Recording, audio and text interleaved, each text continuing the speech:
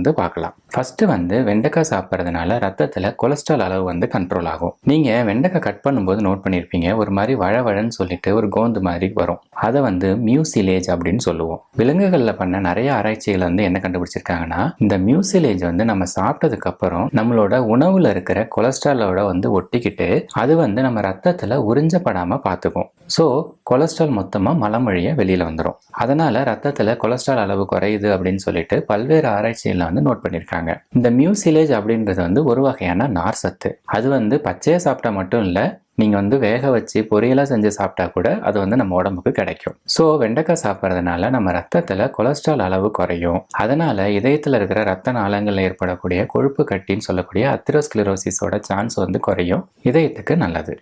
அடுத்ததா சர்க்கரை நோய் இருக்கிறவங்களுக்கு வெண்டைக்காய் ரொம்ப ரொம்ப முக்கியமான ஒரு காய்கறி. ஏன்னா வெண்டைக்காய் ரெகுலரா சாப்பிடும்போது அவங்க உடம்புல இன்சுலின் ரெசிஸ்டன்ஸ்